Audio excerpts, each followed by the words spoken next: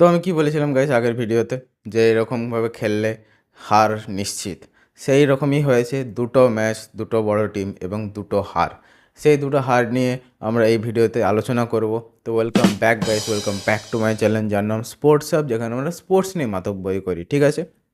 As a দায়িত্ববান, কর্তব্যপরায়ণ ভারতীয় sports fan হিসেবে ওমেন্স ওয়ার্ল্ড কাপের তৃতীয় এবং চতুর্থ নম্বর ম্যাচ, যেখানে সাউথ আফ্রিকা এবং অস্ট্রেলিয়ার কাছে আমরা হারের সম্মুখীন হয়েছি, সেটা নিয়ে বিস্তারিত আলোচনা করার আমার আজকে সুযোগ হয়েছে। বাবা কী সব বলছি আমি, যাই হোক। তো প্রথম ম্যাচ হয়েছিল 10 তারিখে, মানে তৃতীয় ম্যাচ, এই ভিডিওর প্রথম ম্যাচ।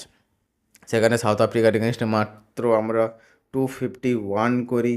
ওপেনাররা কিছু কিছু রান করে, তারপরে মিডল অর্ডার পুরোপুরি ধরাশায়ী, একটা রান পায়নি মিডল অর্ডার। লাস্টে এসে আমার রিচা ঘোষ, মানে বাংলার রিচা ঘোষ, 77 বলে 94 রানের এক অদ্ভুত ইনিংস খেলে। ওই ইনিংসটা মানে অদ্ভুত দুটো কারণে। প্রথম হচ্ছে 8 নম্বর উইকেট পড়ে গেছিলো, সেইখানে এসে ওই ইনিংসটা খেলা হয়েছে। এবং সেকেন্ড হচ্ছে ফ্ললেস। ভাই তুই প্রত্যেকটা শট দেখো ইনিংসের, মানে বেখপ ব্যাটিং, যেটাকে বলা হয়, মানে কোনো ভয় ডর বলে কিছু এক্সিস্টই করে না ভাই। যে রকম ব্যাটিং হয়েছে, একদম ফ্রি ফ্লোতে ব্যাটিং ভাই। এরকম ব্যাটিং অনেক দিন পর দেখলাম। সে একটা দেখেছিলাম হরমনপ্রীত করের 2017 ওয়ার্ল্ড কাপের সেমিফাইনালে 114 বলে 171 অস্ট্রেলিয়ার বিরুদ্ধে। এবং প্রবাবলি ওই ম্যাচটাই ছিল আমার ওমেন্স ক্রিকেটের দেখা প্রথম ম্যাচ। I think so. আর আগে আমি ওমেন্স ক্রিকেট দেখতাম না, ওটাই প্রথম ম্যাচ যেটা আমি দেখেছিলাম। এবং ওয়ান অফ দ্য মানে স্কেরিয়েস্ট ইনিংস আমি দেখেছিলাম। মেন্স ক্রিকেটের ওয়ার্ল্ড কাপে এরকম ইনিংস নেই আই থিঙ্ক, যেরকম ওই ইনিংসটা ছিল 114 বলে 171। যাই হোক, এই ভিডিওর পরের ম্যাচটা নিয়ে আমরা কিছু কথা বলবো সেইটা নিয়ে। তো ইন্ডিয়ার বোলিং আটকাতে পারত। 257-এ ইন্ডিয়া 7টা উইকেট ফেলে দিয়েছিল সাউথ আফ্রিকার ক্যাপ্টেন লরা ওয়াবরট। ভাই কী যে মেয়েদের, মানে কি বলবো, স্পেলিং WOLVARDT, ওলভারেট, লাউড়া ওলভারেট, क्या बोला तूने? লরা উলভারেট, সরি সরি সরি, এই বাবা কী সব বলে দিচ্ছি। যাই হোক, তো লরা উলভারেট করেছে 111 বলে 70, ঠিক আছে। এবং লাস্টে এসে চলোই টায়ন এবং নাডিনে লি ক্লার্ক, চলি টায়রন এবং নাডিনে ডি ক্লার্ক 49 এবং 84 করে। ভাই এই নামগুলা আমি মানে ক্ষমা চাইছি আমার স্পেলিংয়ের জন্য, আমার প্রোনাউন্সিয়েশনের জন্য, বাট আমি পাচ্ছি না ভাই। এগুলো কী নাম ভাই? সাউথ আফ্রিকার নামগুলো এগুলো কী নাম ভাই? সিলানো জাফটা, আনেকে বস, মারিজানে ক্যাপ, সুজানে লুস, মানে ওকে, কারণ নাম নিয়ে এরকম মজাক করা উচিত নয়। ইন্ডিয়ার বোলিং ভাই ঠিকঠাক হয়েছে, এমন কিছু যে বিরাট খারাপ হয়েছে সেটা নয়, কিন্তু সেই একই বিষয়, যদি বোর্ডে রান না থাকে তাহলে বোলারদের কাছে অপশানস অনেক কমে যায়। এছাড়াও হরমনপ্রীত করের কিছু কিছু ভুলও আছে, সেই ভুলগুলো নিয়েও আমরা কথা বলবো। পরের ম্যাচটা নিয়ে আগে কথা বলে নিই। পরের ম্যাচে গাইস, ইন্ডিয়া ভার্সেস অস্ট্রেলিয়া 13 তারিখে এই ম্যাচটা হয়েছিল, ঠিক আছে। এই ম্যাচটা ACDA VCA স্টেডিয়ামে, यानी কি বিশাখাপট্টনম স্টেডিয়ামে হয়েছিল। এবং এই ম্যাচটাও আমরা 3 উইকেটে হেরেছি, 1 ওভার বাদ থাকতে, মানে 1 ওভার তখনও বাকি ছিল। ইন্ডিয়া 330 রান করে তারপরেও হারে। সেই হারার মেন কারণ কি? মিচেল স্টার্কের বউ, তার নাম অ্যালেসা হেলি। অ্যালেসা হেলি খেলে 107 বলে 142 রানের এক মার্ভেলাস ইনিংস। যে ইনিংসে মানে প্রত্যেকটা স্ট্রোক ছিল দেখার মতো। হ্যাঁ, অবভিয়াসলি যে মিচেল স্টার্কের সাথে প্র্যাকটিস করে, সে মানে ওই বলগুলোকে স্টেডিয়ামের বাইরেই পাঠাবে, সেটাই স্বাভাবিক। ওই মেয়ের ভাই অভ্যাস আছে, দেখে মনে হয় যে ও 130-140-এর বল রেগুলার খেলে বেসিসে অভ্যস্ত। ওকে মিচেল স্টার্ক নেট প্র্যাকটিস করায়। Can you imagine that? Yes, I can imagine that. হতে পারে ওর বউ, কিন্তু আউটসাইড দ্য অফ স্টাম্পে যদি 135-এর বল কন্টিনিউ তুমি হিট করতে পারছো ড্রাইভে ফুল ফ্লোতে with middle of the bat, that mean you are a very good player with a some kind of very very top notch form.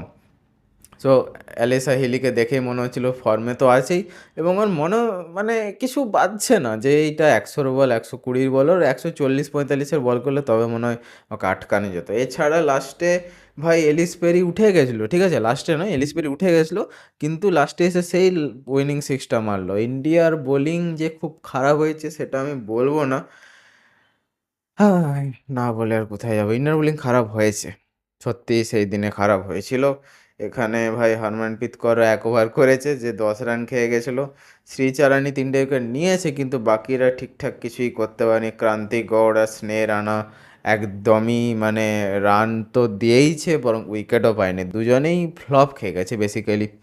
এবার আমি একটা কথা বলতে চাই, যেটা আমি বলছিলাম যে হরমনপ্রীত কৌরের একটু আমার মনে হয় মিস্টেক, যে আরেকটা পেস বোলার খেলানো উচিত, ঠিক আছে। এখানে ক্রান্তি গৌড় আর অমনজোত করের সাথে সাথে আই থিঙ্ক আরেকটা ফাস্ট বোলার খেলানো উচিত, রেণুকা সিং ঠাকুরকে খেলানো উচিত। কারণ রেণুকা সিং ঠাকুর ইনিংসের প্রথমে পাওয়ার প্লেতে রান কম দেয়, এবং যখন আমরা পাওয়ার প্লেতে রান চেপে দিই, লাস্টে যখন পাওয়ার প্লে শেষ হওয়ার পরে যখন ফিল্ডাররা বাইরে বেরোয়, তখন ব্যাটসম্যানদের উপরে এক্সট্রা চাপ থাকে, সেটা সে বের করার জন্য ট্রাই করবে, সেই ট্রাই করতে গিয়েই সে আউট হয়। এটাই মোটামুটি ওল্ড স্কুল ক্রিকেটের রুল, ঠিক আছে। এবার মজার ব্যাপার আরেকটা হচ্ছে, লাস্টে এসে দুটো ম্যাচেই রান কেন হয়েছে, লোয়ার মিডল অর্ডার কেন রান করতে পেরেছে না। মেন্স ক্রিকেট আর ওমেন্স ক্রিকেটের মধ্যে প্রধান যে পার্থক্য আমার মনে হয়েছে, সেটা হচ্ছে ওয়ানডের পাওয়ার প্লে নম্বর 3-তে মেন্স ক্রিকেটে থাকে 4টে ফিল্ডের বাইরে,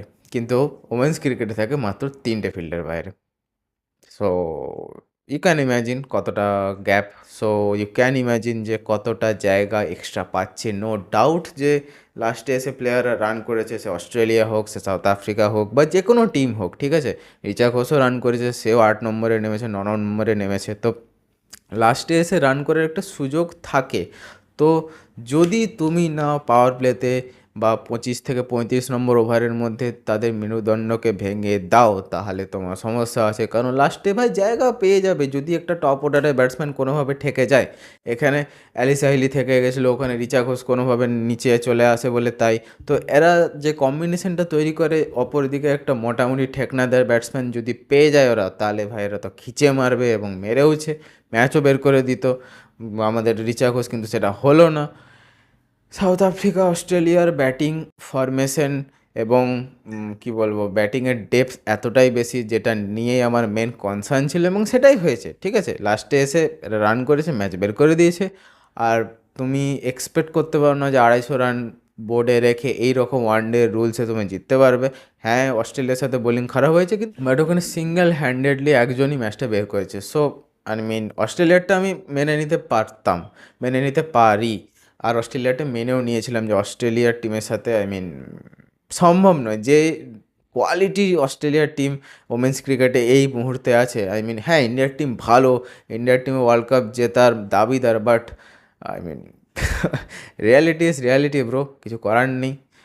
প্লাস এইখানে আমাদের 3-4-5-এও যে এরকম ব্যাটিংয়ের সমস্যা হচ্ছে, তার পরেও আমি এটা বলতে পারি না যে India is the best team in this campaign. Absolutely not. Australia, south Africa, তারপরে 3 নম্বরে আমি অবশ্যই ইন্ডিয়াকে রাখবো, তারপরে নিউজিল্যান্ডকে রাখবো, ঠিক আছে। এর পরের যে ম্যাচটা আছে, সেটা আছে আরেক ওয়ার্ল্ড কাপ উইনিং টিম ইংল্যান্ডের সাথে, সামনের রবিবার 19 তারিখ, ঠিক আছে। আশা করি তোমরা সবাই দেখবে, নাও দেখতে পারো এই জন্যে, কারণ ওই দিন ইন্ডিয়া অস্ট্রেলিয়ার প্রথম ওয়ানডে শুরু হচ্ছে পার্থে সকাল 10টা কি 10:30 থেকে। তো আমি জানি না তোমরা কোনটা দেখবে। এবার কারোর কাছে যদি মোটামুটি 2-3টে ডিভাইস থাকে, তারা দেখতে পারো। আমি চেষ্টা করব, অবশ্যই চেষ্টা করবো, কারণ আমার কাছে 2টো ডিভাইস আছে, একটাতে ওয়ানডে চলবে আর একটাতে ওয়ার্ল্ড কাপের ওয়ানডে চলবে। তো দেখা যাক, ঠিক আছে। আমি আশা করব যে এর পরের ম্যাচগুলো ইন্ডিয়া তার এই ভুল থেকে কিছুটা শিক্ষা নেবে, এবং যে ব্যাটিং অর্ডারের যে কি বলবো রিদম ব্রেকটা, সেইটা আবার আমরা রিদমটা খুঁজে পাবো। জেমিমা রড্রিগেজ প্লিজ ভাই একটু রান করে দে। আগের দিনের শুরুয়াতটা ভালো হয়েছিল অস্ট্রেলিয়ার বিরুদ্ধে, বাট কোথাও না কোথাও সেই স্টার্টিংটা বড় রানে কনভার্ট হচ্ছে না। স্মৃতি মন্দনাকে আমি কি বলবো, আমার কুইনের জন্য আমি অপেক্ষাই করতে পারি। Pratika Rawal has a good touch, পুরো টাচ প্লেয়ার হয়, যেরকম ক্লাসিক ও শট খেলে, দেখে তো আনন্দ চলে আসে। Harmanpreet Kaur power pack house, ওকে 6 মারবে স্টেডিয়ামের বাইরে। ওভারঅল ইন্ডিয়া টিম কিন্তু দাবিদার ভাই। আমি একদমই যে এখানে বসে ইন্ডিয়া টিমকে না পারবে না, কি হচ্ছে গালাগাল দিচ্ছে, এটা নয়। কিন্তু তোমরা যদি পুরো ভিডিওটা দেখে থাকো, তো আমি লজিক্যাল কথা বলি, ঠিক আছে।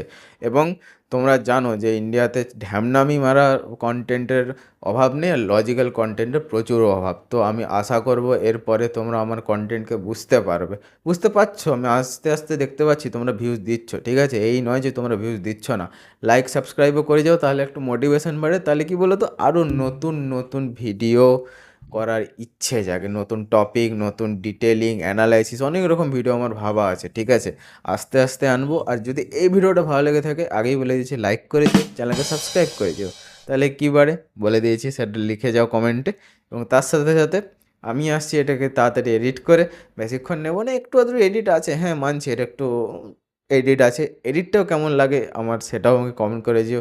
আর তার সাথে সাথে প্লিজ এটা আমাকে বলবে, এটা আমার রিকোয়েস্ট তোমাদের সবার কাছে, যে আমার কোনো প্রবলেম আছে কিনা, প্রবলেম ইন দ্য সেন্স লাইটের সেটআপ, বসার অ্যাঙ্গেল, পিছনের ব্যাকগ্রাউন্ড কিছু সরাতে হবে, কিছু ওঠাতে হবে, নিজের থবড়ার কিছু পরিবর্তন করতে হবে, কথাবার্তা কিছু চেঞ্জ করতে হবে, এনিথিং, ঠিক আছে? তোমরা ফ্রিলি কমেন্ট বক্সে লিখে যেতে পারো। যদি ভালো না লাগে, দুটো বললাম না কথাবার্তা, সেগুলোও লিখে যেতে পারো, কোনো অসুবিধা নেই, ঠিক আছে? তাড়াতাড়ি আসছি ভাই, ততক্ষণের জন্য জয় হিন্দ, জয় বাংলা।